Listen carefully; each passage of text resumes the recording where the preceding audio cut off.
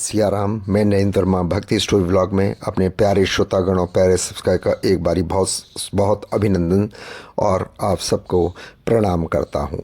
आप सब लोग प्रभु श्री राम कृपा से ठीक होंगे। आज मैं बताऊंगा मेघनाथ की मृत्यु के बाद उनकी पत्नी सुलोचना का क्या हुआ। जानने से पहले और मेघनाथ के कटे हुए शीश को भगवान श्री राम के शिविर में लाया गया था। जानने से पहले आपसे अनुरोध करूंगा, प्लीज़ व्लॉग को अधिक से अधिक लाइक करें, सब्सक्राइब करें, शेयर करें, बेल आइकॉन को प्रेस करें और कल की आप जो है ज़रूर देखिएगा व्लॉग। आइए जानते हैं। सुलोचना वासुकनाग की पत्नी की पुत्री और लंका राजा रावण के पुत्र मेघनाथ की पत्नी थी। लक्ष्मण के साथ हुए एक भयंकर युद्ध में मेघनाथ का वध हुआ। उसके कटे हुए शीश को भगवान श्री राम के शिविर में लाया गया था।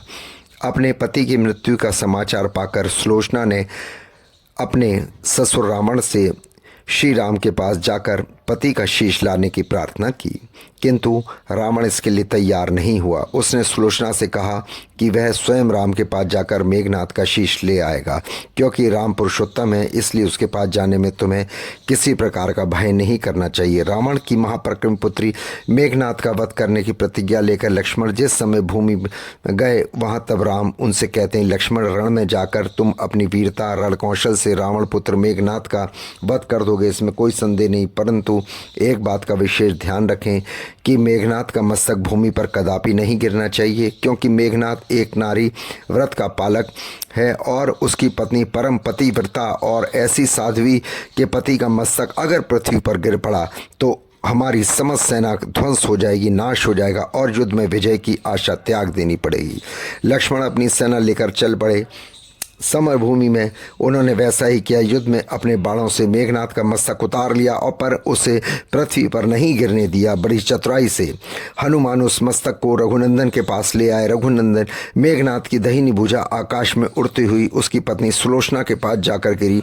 सुलोचना चकित हो गई और दूसरे ही क्षण अत्यंत दुख से कातर होकर विलाप करने लगी, पर उसने भुजा को स्पर्श नहीं किया। उसने सोचा, संभव है ये भुजा किसी अन्य व्यक्ति की हो, ऐसी दशा में पर पुरुष का स्पर्श करना दोष लगेगा। निर्णय करने के लिए उसने भुजा से कहा, यदि तू मेरे स्वामी की भुजा है तो पवित्रता का शक्ति और युद्ध का सारा वृतांत ले। तभी भुजा ने दासी की लेखनी पकड़ी और लिख दिया, और प्राण प्रिय भुजा, ये मेरी भुजा है। युद्ध में श्री राम के भाई लक्ष्मण द्वारा युद्ध हुआ। लक्ष्मण ने कई वर्षों से पत्नी अन्न और निद्रा छोड़ रखी है। वे तेजस्वी तत्सम देवी गुणों का संपन्न है। संग्राम में उसके साथ मेरी एक नहीं चली। अंत में उन्हीं के बाणों से विद्ध होने का मेरा प्राण अंत हो गया। मेरा शरीर श्री राम के पास है। पति की भुजा लिखित पंक्तियां पढ़ते ही सुलोचना व्याकुल हो गई। पुत्र वधु के विलाप को सुनकर लंकापति रावण ने आकर कहा, शोक न कर पुत्री, प्रातः होते ही सहस्त्रों मस्तक मेरे बाणों से कट कट कर पृथ्वी पर लौट आएंगे। मैं रक्त की नदियां बहा दूंगा। करुणा चित्कार करती हुई सुलोचना बोली, पर इससे मेरा क्या लाभ होगा? सहस्त्र करोड़ों का क्या शीश मेरे स्वामी ये शीश के अभाव की पूर्ति नहीं कर सकेंगे। सुलोचना ने निश्चय किया कि वह अब सती हो जाना चाहती है, किंतु पति का शव तो रामदल में पड़ा हुआ है, फिर वह कैसे सती हो? जब उसने ससुर रावण से अपनी अभिप्राय कहकर पति का शव मंगवाने के लिए कहा, रावण ने, देवी तुम स्वयं ही रामदल में जाकर अपने पति का शव प्राप्त करो। जिस समाज में ब्रह्मचारी हनुमान परम जितेंद्रिय लक्ष्मण एक पत्नी व्रती भगवान श्री राम विद्वान है, उस समाज में तुम्हें जाने से डरना नहीं चाहिए। मुझे विश्वास है कि इन स्तुति महापुरुषों द्वारा तुम निराश नहीं लौटाई जाओगी। सुलोचना के आने का समाचार सुनते ही श्री राम खड़े हो गए। स्वयं चलकर सुलोचना के पास गए और बोले, देवी तुम्हारे पति विश्व के अनंत योद्धा में पराक्रमी थे, उनमें बहुत ही सद्गुण थे, किंतु विधि की लिखी कौन बदल सकता है? आज तुम्हें इस तरह देखकर मेरे मन में पीड़ा हो रही है। सुलोचना भगवान की स्तुति करने लगी। श्री राम ने बीच में ही टोकते हुए कहा, देवी मुझे लज्जित ना करो, पतिव्रता की महिमा अपार है, उसकी शक्ति की तुलना नहीं है। मैं जानता हूँ कि तुम परम सती हो, तुम्हारे सत्व का विश्व भी थर्राता है। बताओ मैं तुम्हारी किस प्रकार सहायता कर सकता हूँ? सुलोचना ने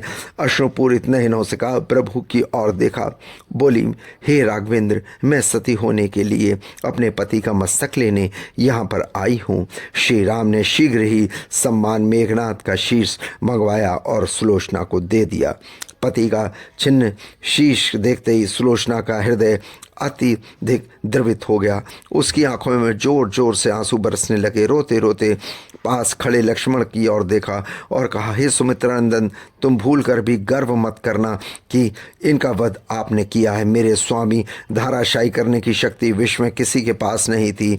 ये तो दो पवित्रता नारियों का भाग्य था। आपकी पत्नी भी पतिव्रता और मैं भी पतिव्रता, चरणों में निरक्ति रखने वाली उनकी अन्य उपासिका हूँ।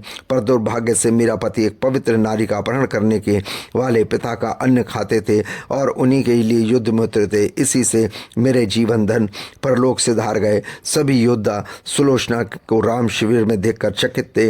वह यह नहीं समझ पा रहे थे कि सुलोचना को ये कैसे पता चला कि उसके पति का शीश भगवान राम के पास है। जिज्ञासा शांत करने के लिए सुग्रीव ने पूछा, यह बात आपको कैसे ज्ञात हुई कि मेघनाथ का शीश श्री राम के शिविर में है?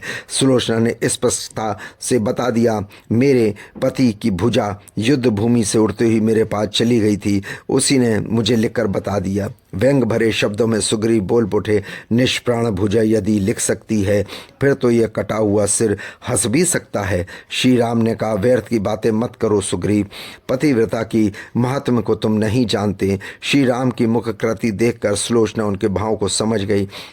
उसने कहा, यदि मैं मन वचन और कर्म से पति को देवता मानती हूँ तो मेरे पति का निर्जय मस्तक हंस उठे। सुलोचना की बात पूरी नहीं हुई थी, कटा हुआ मस्तक जो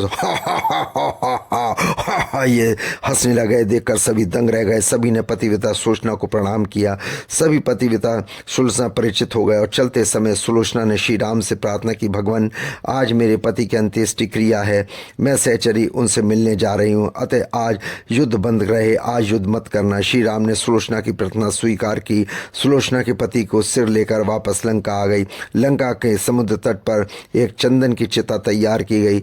पति के शीश को गोद में लेकर सुलोचना चिता में बैठ गई और धधकती हुई अग्नि में कुछ ही क्षणों में सती हो गई। दोस्तों, आपको ये कथा कैसी लगी कृपया मुझे ब्लॉग में कमेंट्स करके ज़रूर बताएं कि आपको ये कथा कैसी लगी। और प्लीज़ एक बारी आपसे अनुरोध करूंगा, ब्लॉग को अधिक से अधिक लाइक क्या करें, सब्सक्राइब करें, शेयर करें, बेल आइकन को प्रेस करें। कल मैं निकल जाऊंगा, परसों से आप सारे व्लॉग देखेंगे। पूरे भारत के मशहूर 10 ज्योतिर्लिंग और 2 धामों की यात्रा कराऊंगा और भी बहुत से मंदिरों की यात्रा कराऊंगा। परसों से व्लॉग आएंगे। आप प्लीज़ हर व्लॉग को ज़रूर देखना, कभी भी कोताही मत बरसना। ये आपका सौभाग्य होगा। ऐसे ऐसे धामों के दर्शन कराऊंगा, लाइव दर्शन कराऊंगा, ब्लॉग बनाऊंगा। प्लीज़ ब्लॉग को लाइक करें, सब्सक्राइब। जय सिया।